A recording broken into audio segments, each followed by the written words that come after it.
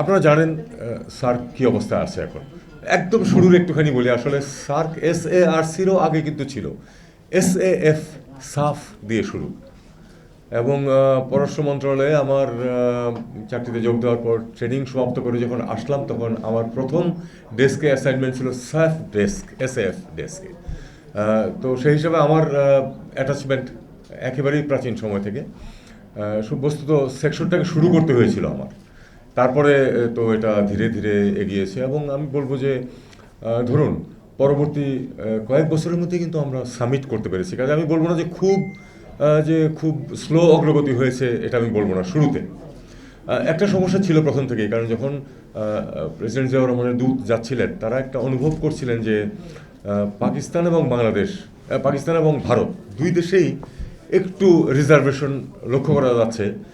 পাকিস্তান ভাবছিল যে এটা ভারতের তত্ত্বাবধানে এক ধরনের একটা প্রতিষ্ঠান হবে।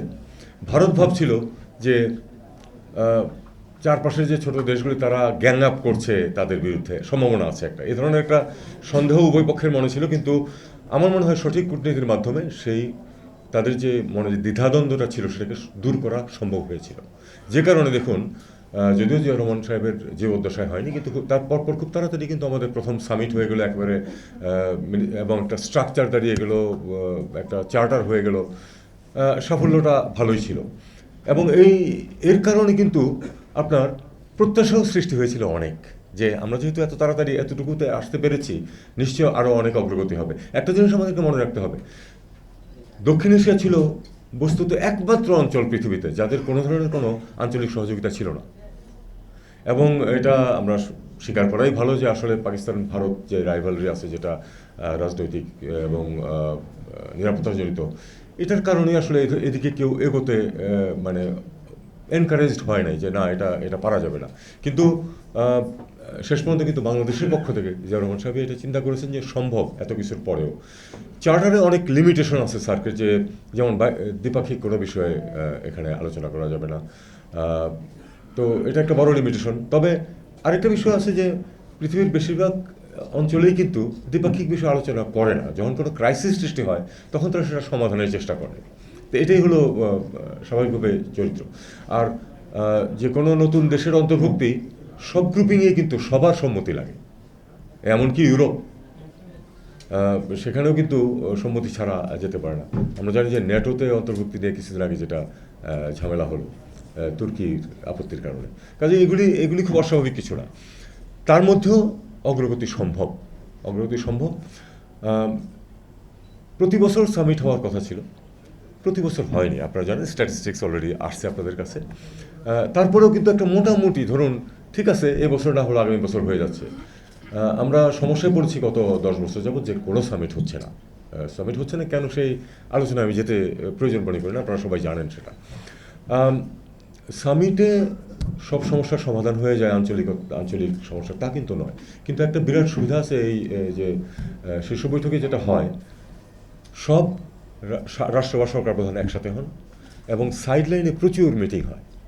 আমি ব্যক্তিগতভাবে মনে করি সার্কের ক্ষেত্রে অন্তত এই সার্কের নিজস্ব যেই বিষয়গুলো, সেগুলোর বাইরে একটা বিরাট সুবিধা ছিল কিন্তু এই পারস্পরিক মেলামেশা। বিশেষ করে সব দেশের সাথে সব দেশের তো সম্পর্ক অতটা ভালো না, কাজেই দ্বিপাক্ষিক ভিত্তিতে হয়তো সেখানে আদান প্রদান হচ্ছে না। কিন্তু যেটা হতো যে সার্ক সামিটে গিয়ে তারা প্রত্যেকের সাথে দেখা করতেন। ঠিক আছে, সমস্যা আছে, তার কিছু তো অন্তত সেটাকে স্তিমিত করার ব্যবস্থা, সমাধান না হোক অন্তত ফ্লেয়ার আপ না করে। সেক্ষেত্রে এই যে মিথস্ক্রিয়াটা হতো সবগুলো দেশের মধ্যে, আপনি চিন্তা করুন 8টা দেশ ইন্টু 56টা মিটিং কিন্তু হয়ে যেত। তো এইটা খুব কাজে লাগতো।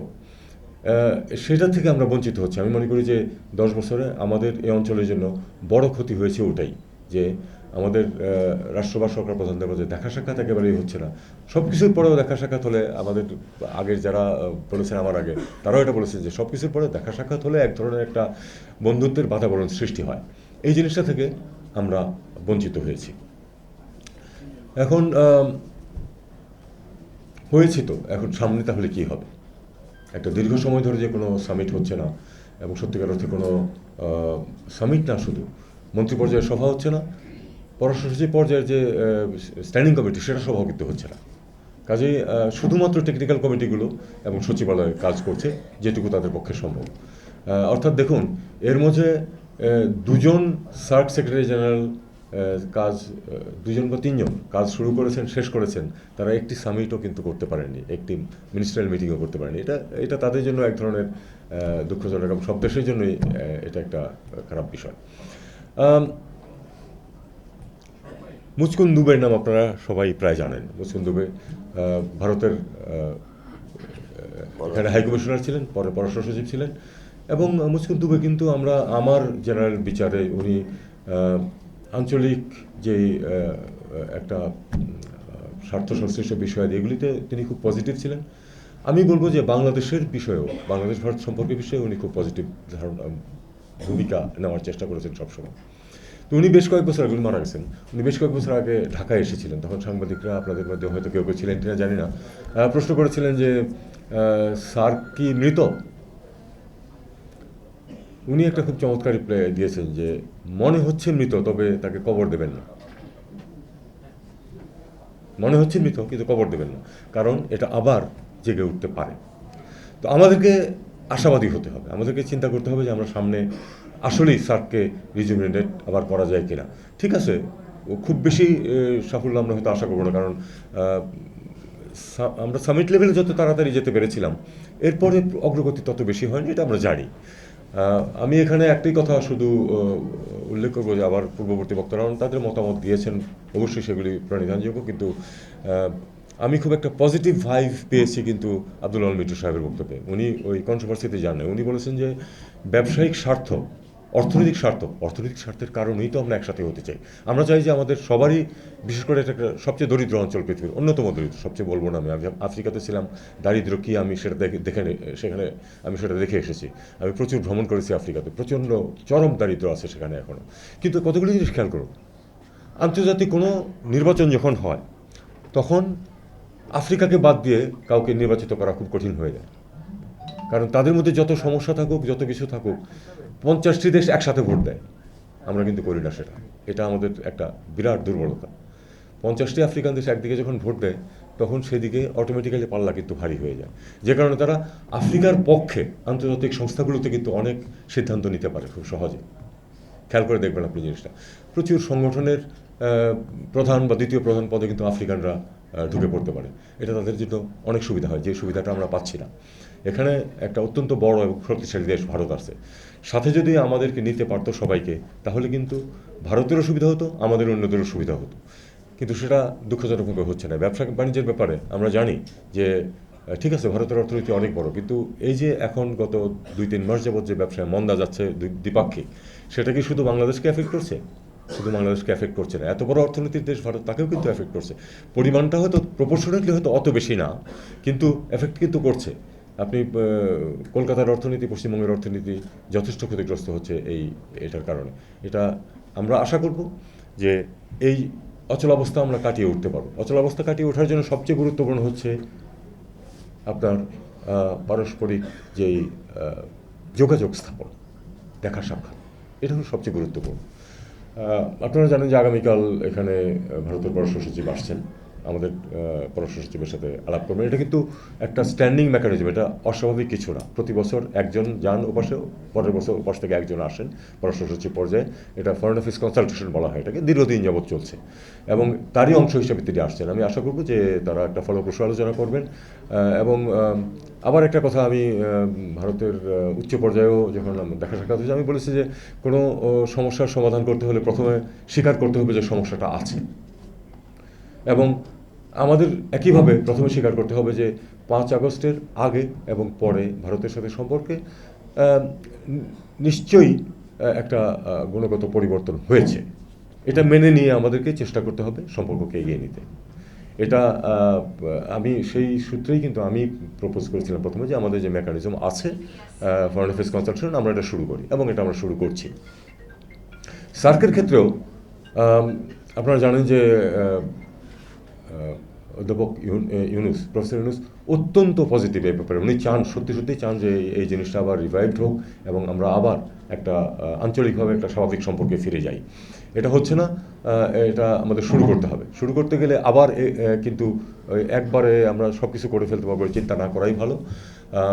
এটার সার্কেল কিন্তু মানে ওই যে দেখা সাক্ষাৎ বা মিটিং, তার কিন্তু আবার 3টা স্টেজ আছে, 4টা স্টেজ আছে আসলে। সবচেয়ে নিচে হচ্ছে জয়েন্ট সেক্রেটারি পর্যায়ে যে মিটিংগুলি হয়, সেগুলি কিছু কিছু হচ্ছে এখন।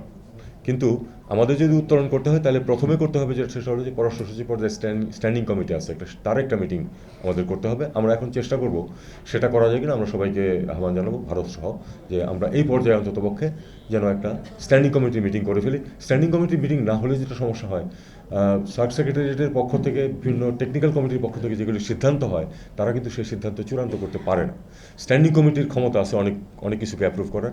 এরপরে আছে হলো আপনার কাউন্সিল অফ মিনিস্টার, যেটা সেখানে প্রচুর সিদ্ধান্ত নেওয়া যায়, প্রায় সব সিদ্ধান্ত ওখানে নিয়ে যাওয়া যায়। কিছু কিছু বিষয় থাকে যেটা রেফার করতে হয় সামিট লেভেলে। কাজে আমরা যদি প্রথমে পররাষ্ট্র সচিব পর্যায়ে একটা মিটিং করে ফেলতে পারি এবং তারপরে আমরা ওখানে সিদ্ধান্ত নিয়ে একটা বা দুটো মিটিং হয়ে গেল, তারপরে যে মন্ত্রী পর্যায়ে একটা সভা হোক, তাহলে কিন্তু আমরা অনেকখানি রিভাইভ করতে পারি। এরপরে আমরা চিন্তা করবো যে একটা সামিট করা যায় কিনা। সেটা একটু সময় লাগতে পারে, কিন্তু দেশগুলো তো বা সরকারগুলো অস্থায়ী হতে পারে, কিন্তু দেশ তো স্থায়ী এবং স্বার্থও স্থায়ী। কাজেই এই সার্কের রিজুভেনেশনে প্রত্যেকটা দেশেরই স্বার্থ আছে, আপামর জনগণের স্বার্থ আছে। এবং আমি নিশ্চিন্ত যে স্বাভাবিকভাবে একটা পজিটিভ একটা অ্যাটিটিউড কিন্তু মানুষের মাঝে আছে। সেটা রাজনৈতিক নেতৃত্বের উপর দায়িত্ব হচ্ছে এটাকে এগিয়ে নেওয়া। সেটা আমরা আশা করব যে তারা নেবেন। শুরু হোক একটা সচিব পর্যায়ের বৈঠক দিয়ে, যেটা যেটা কিন্তু গত 10 বছরে হয়নি, এবং তারপরে আমরা দেখি যে এটা কীভাবে উত্তরোত্তর উপরের পর্যায়ে নিয়ে গিয়ে আমরা সামিটে পৌঁছতে পারি। তো